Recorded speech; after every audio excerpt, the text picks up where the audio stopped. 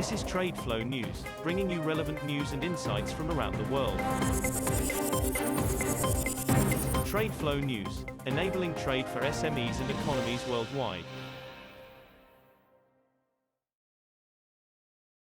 These are some of the key topics that we will be looking into in today's program.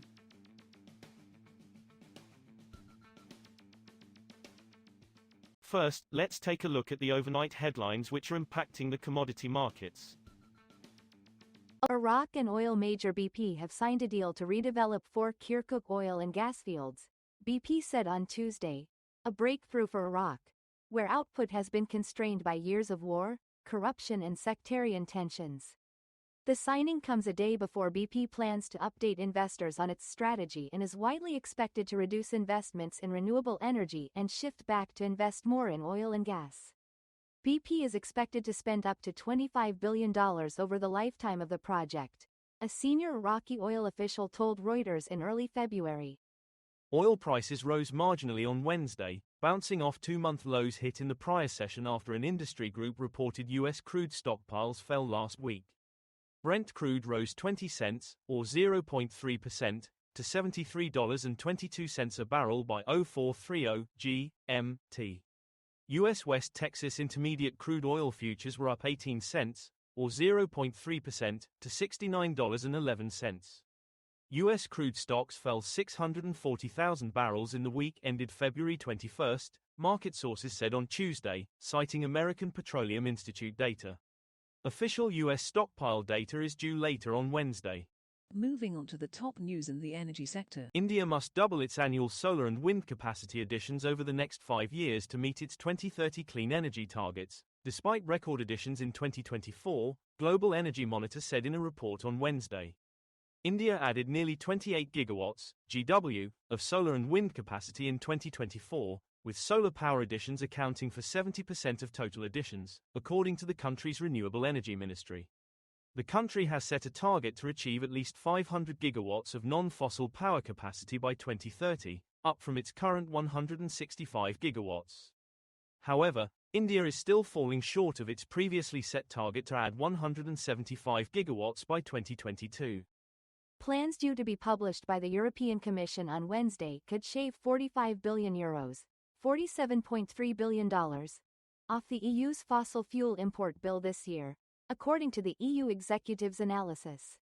The Commission is due to propose a raft of measures to support European industries struggling with weak demand, cheap imports and higher energy costs than those in the US and China.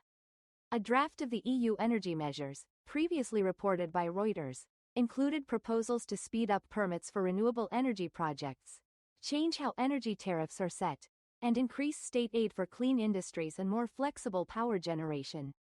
Next, we have the top news in metal markets.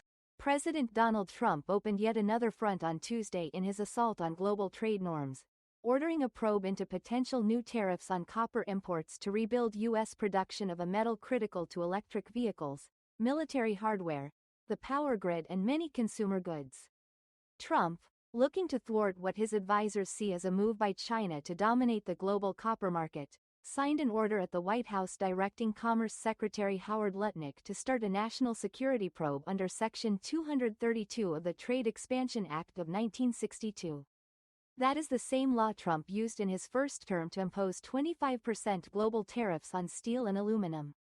A White House official, briefing reporters on condition of anonymity, said any potential tariff rate would be determined by the investigation, adding that Trump preferred tariffs over quotas. The US and Ukraine have agreed on the terms of a draft minerals deal central to Kyiv's push to win Washington's support as President Donald Trump seeks to rapidly end the war with Russia, two sources with knowledge of the matter said on Tuesday. A source familiar with the contents of the draft agreement said that it does not specify any U.S. security guarantees or continued flow of weapons but says that the United States wants Ukraine to be free, sovereign and secure. One of the sources familiar with the deal said future weapons shipments are still being discussed between Washington and Kyiv. We will now look at the top news in the agricultural sector. Palm oil's price premium over soy oil is expected to decrease within the next 1 to 3 months, as higher prices have been moderating demand in key consuming markets such as India, leading industry analyst Thomas Mielke said on Wednesday. Palm oil stocks could start rising in the coming months if demand fails to pick up, Mielke, executive director of Hamburg-based forecaster Oil World, said at an industry conference. Palm oil has been trading at a premium over other rival oils in recent months due to supply disruptions from top producers Indonesia and Malaysia, caused by floods, while Jakarta has also worked to increase the use of the tropical oil in biodiesel production. That is all for today's news on commodity markets. Stay tuned to TradeFlow News as we continue to provide you with more updates. We also invite you to follow us on Twitter at TradeFlow News, which allows you to watch our program on your mobile device or desktop to receive information from there.